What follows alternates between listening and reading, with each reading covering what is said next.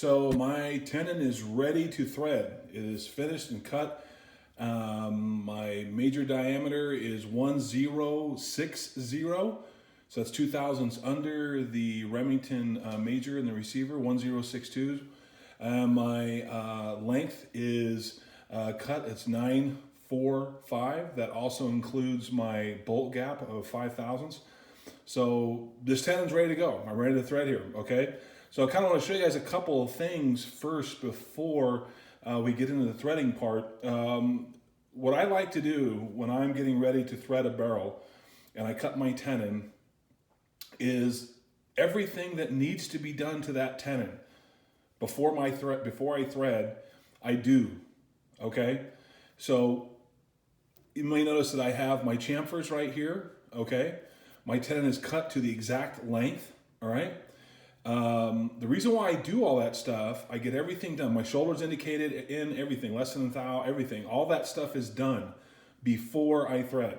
And the reason why I do that is I see a lot of guys when they thread, they'll cut this tenon a little rough length, you know, they might go, whatever their tenon length is, they might go, you know, 10,000 over that.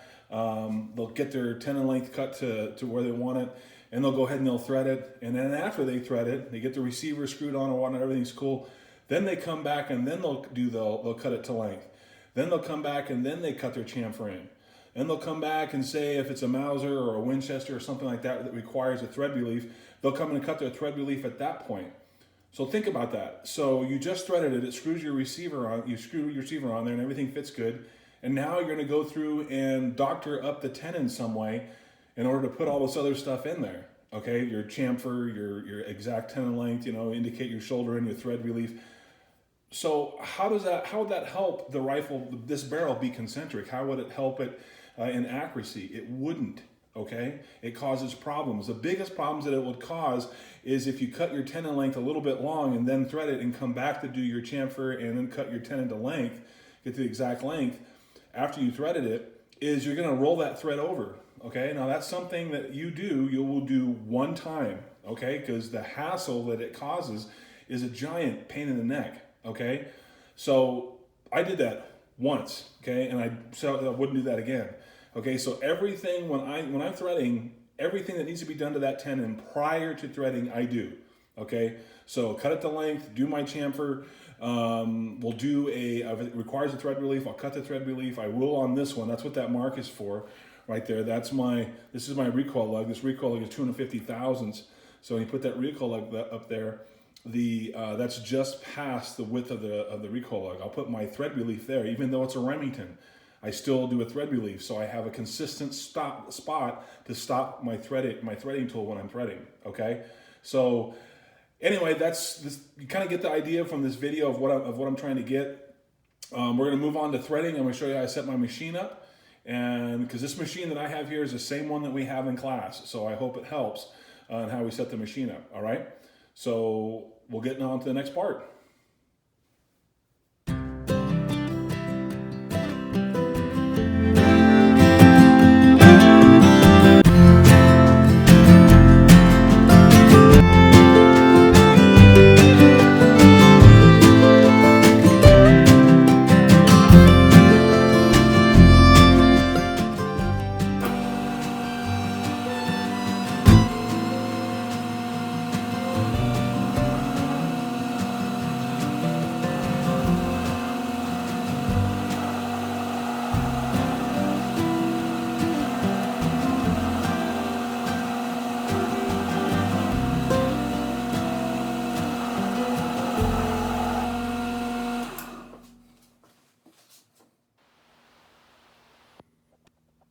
Okay, so I'm set up and ready to thread. Okay, so I got my thread relief right here. Okay, so my threader has a consistent spot to stop when I disengage the half nut. Okay, I've got all my zero set. Okay, so got my zero set on my compound, and I also have my zero set up on this right here. This is kind of what I call my real basic DRO. Okay, it's a dial indicator. I've got it set on a Noga right? And I use it on this cross slide right here. That's where I set it up at, okay? That gives me a consistent zero back and forth when I'm when I'm coming back to find my zero, when I come back to do my threads, because I always want to come in when I'm threading with my compound. So when I got a zero here and I got a zero there, I know I'm pretty good, okay? Got my handle set at 6 o'clock at the bottom, all right? So I am ready to go, okay? So I'm gonna start threading this, and I'm gonna check my 1 and 16, which I'm sure I'll be at. But once I get going, I'm just basically gonna go through here, and we'll come back when I start fitting the receiver on this tenon, okay?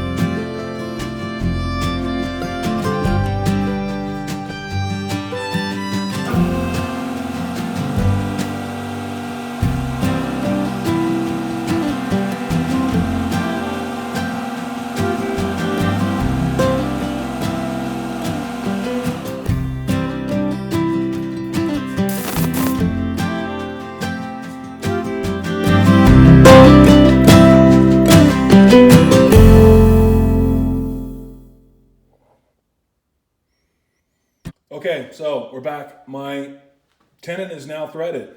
Okay, it's ready for the counterbore. Okay? You can see everything here is good. There's my recoil lug, sits up nice and flush up against my collar right there, my shoulder right there. Okay, so we're ready to go. So my purpose for doing these videos is to kind of show you guys how I set my machine up, okay, and how I go about doing some of the threading that we do on receivers. So what I like to do is I like to be consistent. Okay, that's the best way to produce a decent product, is to be consistent. Okay, so I set my machine up exactly the same each time. Okay, my dial indicator right here on the cross slide is there to help me double check right here. Okay, so one of the reasons I like to do this setup like this is when I see you guys out there threading, one of the things I see that's a common mistake is guys who are almost there with their threads. They're screwing their receiver on and they're, about 3 threads onto their tenon and the receiver's almost fitting. At that point, you get about that far, 3 threads or so on your receiver, you're really close to it actually fitting, to it screwing on nice and smooth, okay? So what happens a lot of times is guys will back their cross slide handle out, okay? They'll go, 4 cranks, out. They're testing their receiver. When they come back, they'll come back to their zero, and something that they didn't account for. See, there's my zero there. That's my 0 right there. Something they didn't account for is the backlash in the machine. So you might not actually be sitting at 0. You might be 3,000-4,000 threads, like almost plunge cutting, okay? And you go back and you engage your half nut, and boom, now you haven't mowed threads out, but you've made your threads really deep. And instead of them fitting, they're actually pretty loose now, okay? So what I actually like to do is when I'm that close, when I'm cranking my cross slide back in, is I don't come to 0, I don't stop to that, okay? So I'll come back and I will stop at 95, okay? So there's my 95 there as well, okay? I stop there because now when I engage my half nut, if I'm not mowing off threads, on this machine right here, I usually will just barely start to grab the threads, kind of like cleaning stuff out, okay? So then I'll disengage the half nut, come back, and I start coming back. I might come back to 98 right there, okay? So I'm at 98 right there. I might come out to 98 right there, engage the half nut again. I won't come in on my compound at all right? And normally what happens at that point is the threads it picks up the threads a little bit and it starts cleaning them out a little bit, okay? Then I'll bring it out, I'll bring it back in, and I'm at 0, 0. I'm at 0 here, 0 there, and then I'll come in like a couple thou. And normally when I do that, after I test after that, the receiver fits, okay? Now I've seen a lot of guys who will just come straight back to their 0 right here and go on, and now their threads they're not ruined, but they're not really good, free flowing. They're pretty loose threads, right? They're not locking up as tight up on the receiver, okay? So I hope this helps. What I'm going to do next is I'm going to cut the counter bore. Okay, I'll do that in a separate video. Then after I cut the counter bore, I'll chamber it, and then I will take it out, cut the barrel to length. This one's going to be 22 inches, crown it. I'll put all that stuff on a video as well. Okay, so what's kind of important is when you get to this point right here, if you guys can, if you have your reamer, ream it at this point. Okay. Because what happens right here, everything is still in a straight line. Everything is concentric still, okay? So that helps. Is it critical? I'm not sure. I've done quite a few rifles in school that shot really great where I took the barrel out and then chambered it. But to me, it's just another one of those things. If you have the reamer and you can get this done like in a day, thread it and chamber it, go ahead and do it that way, okay? So I don't have my 223 reamer, so I'm gonna have to wait at least a week before I can chamber this. So anyway, hope these videos help again, and I look forward to seeing you guys and working with you, and let's get going.